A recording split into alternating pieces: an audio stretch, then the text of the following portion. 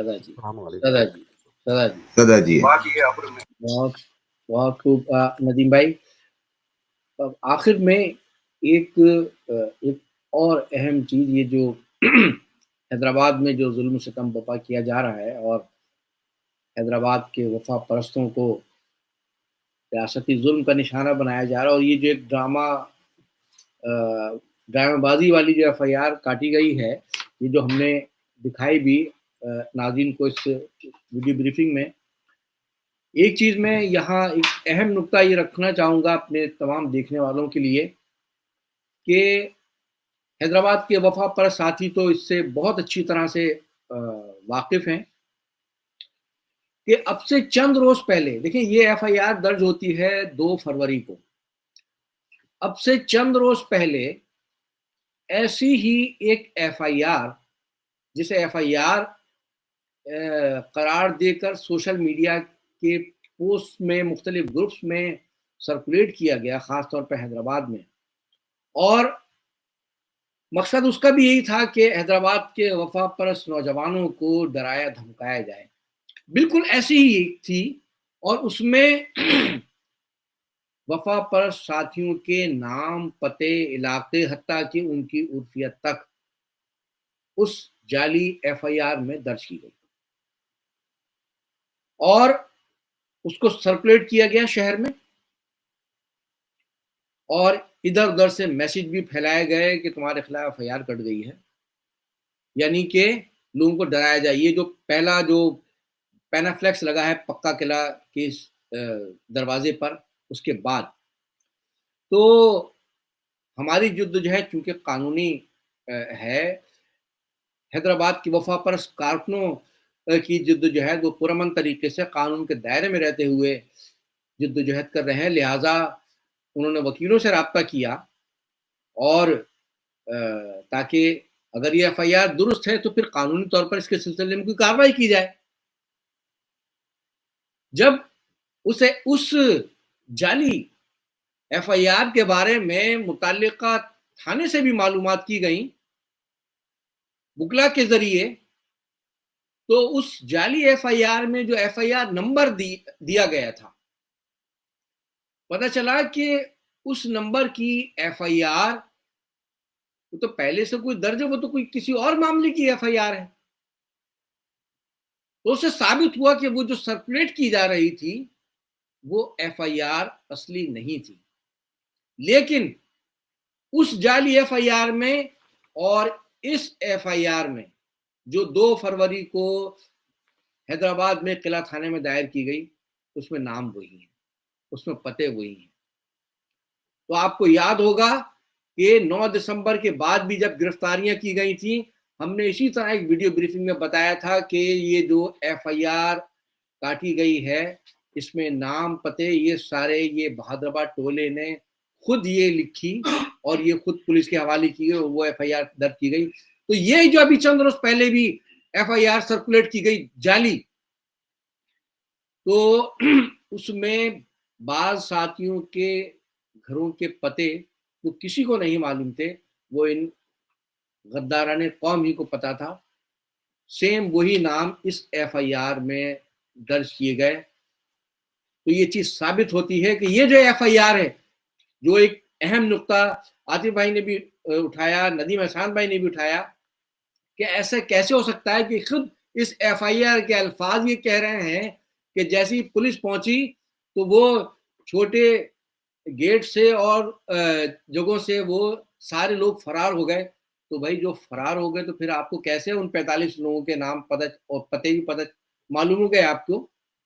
تو یہ چیز ثابت کرتی ہے کہ یہ پورے نام، پتے، یہ سب کچھ بہادر آباد ٹولے نے بہت پہلے سے پولیس کے حوالے کیے گئے تھے، اس ہدایت پر جو ان کو بہادر آباد سے ملی. اور اس حوالے سے ایک اور اہم چیز وہ یہ کہ چند روز پہلے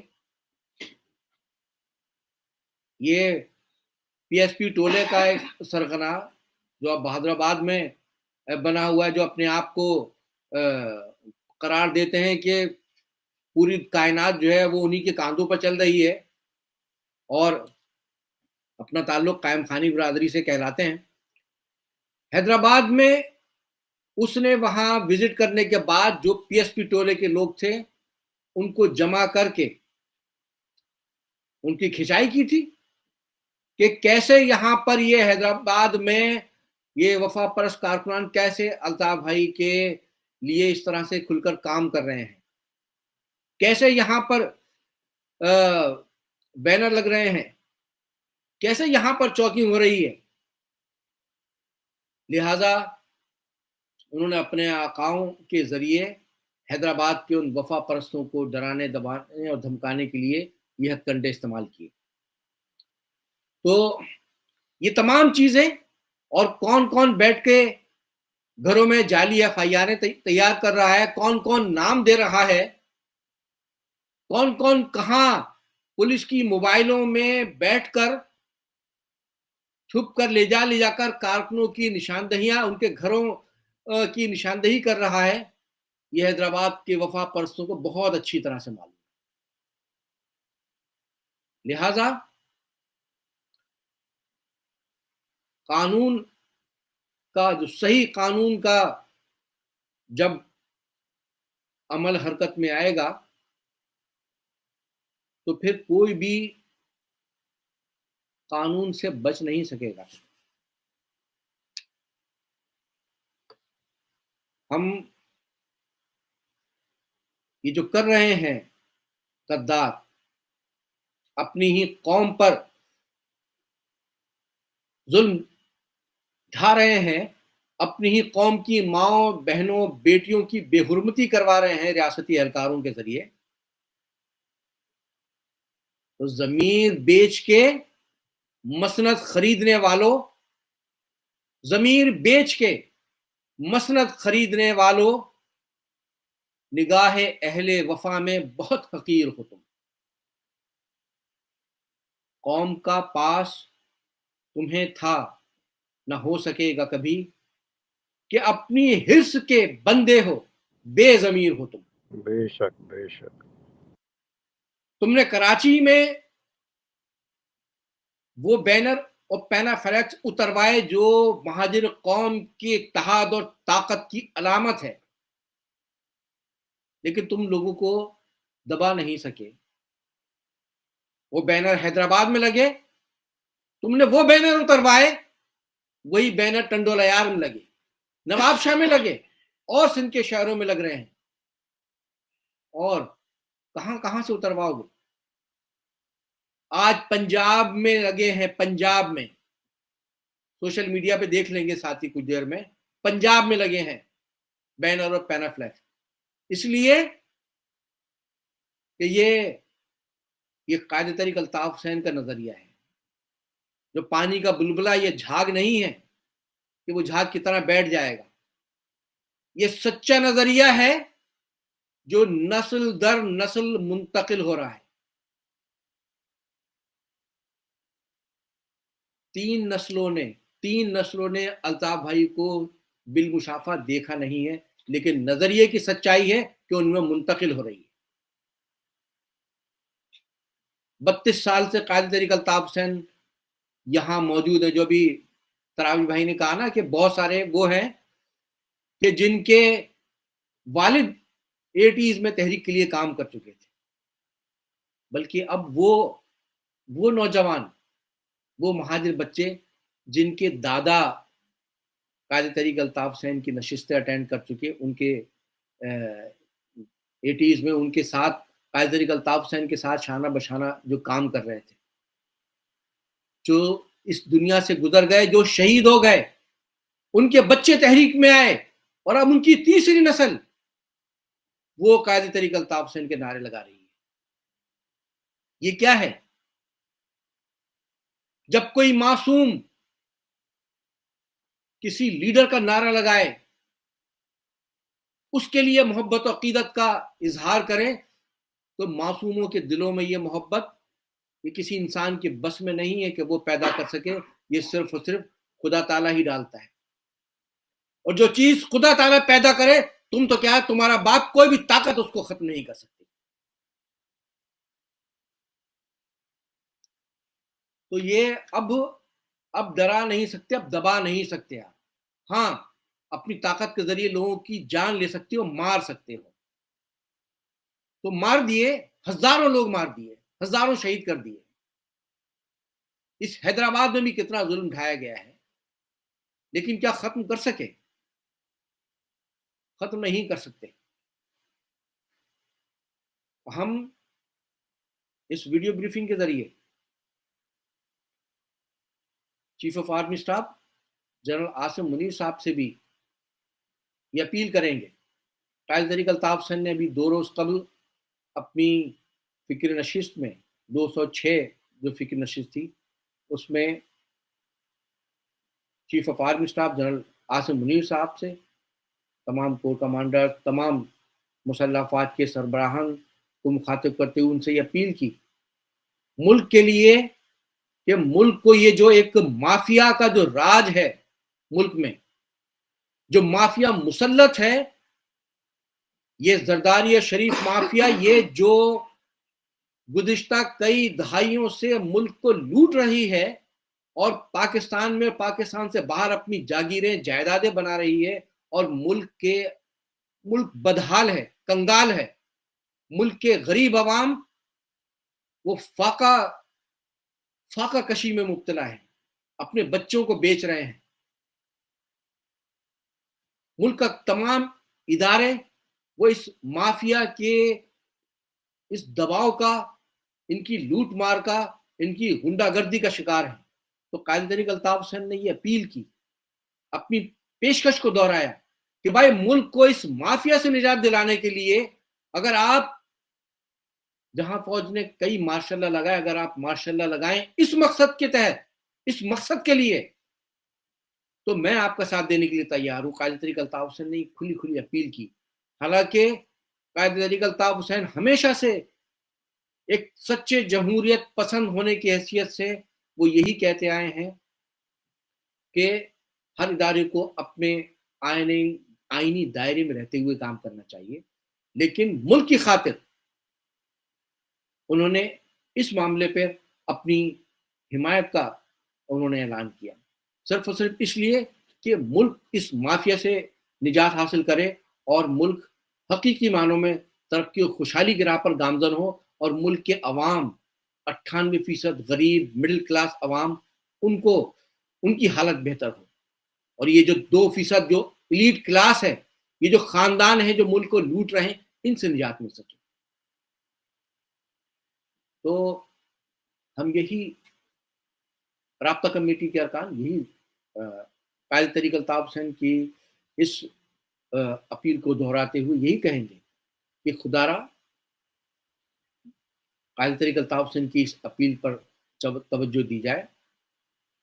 ملک کے عوام کو اور ملک کے جو حقیقی جو لیڈرز ہیں، قائد طریق الطاف حسین 32 سال سے یہاں ہونے کے باوجود عوام کی ان سے جو اٹیچمنٹ ہے وہ ختم نہیں ہو سکی، وہ آج بھی برقرار ہے، اور تمام لوگ اچھی طرح سے اس واقف ہیں. تو خدا را اس بات پر ٹھنڈے دل سے غور کیا جائے، اور یہ جو سچا مینڈیٹ ہے، جو کسی بیلٹ بکس کا محتاج نہیں ہے، جو کسی الیکشن کا محتاج نہیں ہے. قائد طریق الطاف حسین نے آج تک کوئی الیکشن نہیں لڑا، لیکن عوام نے تمام الیکشنز میں اگر ووٹ دیے ہیں تو وہ الطاف بھائی کو ووٹ دیے ہیں. تو یہ جو حقیقی جو مینڈیٹ ہے وہ قائد طریق الطاف حسین کا ہے، آج بھی ہے. تو خدا را اس حقیقت کو تسلیم کیا جائے، اور یہ جو چھٹبئیے ہیں جو ٹکے ٹکے پر آ کر اپنے ظرف و ضمیر کا سودا کر کے مخبریاں کر رہے ہیں، ایسے گھوڑوں نہیں، یہ گھوڑے نہیں، کتے ہیں. تو کتوں پر قوم کے ریاست کے وسائل برباد نہ کیے جائیں. عوام کی حقیقی جو لیڈرشپ ہے اس کو تسلیم کیا جائے. اور آخر میں قوم کے غداروں کے لیے حضرت پروفیسر اقبال عظیم کے چند اشعار میں پیش کروں گا کہ اپنے مرکز سے اگر دور نکل جاؤ گے، اپنے مرکز سے اگر دور نکل جاؤ گے، خاک ہو جاؤ گے، افسانوں میں ڈھل جاؤ گے، اور اپنے پرچم کا کہیں رنگ بھلا مت دینا، اپنے پرچم کا کہیں رنگ بھلا مت دینا، سرخ شولوں سے جو کھیلو گے تو جل جاؤ گے، اپنی مٹی ہی پہ چلنے کا سلیقہ سیکھو۔ تو آج پیسے لے کر اپنی جاگیریں، اپنی جائیدادیں بنا رہے ہیں، کل تک 2 پٹی کی چپلوں میں آنے والے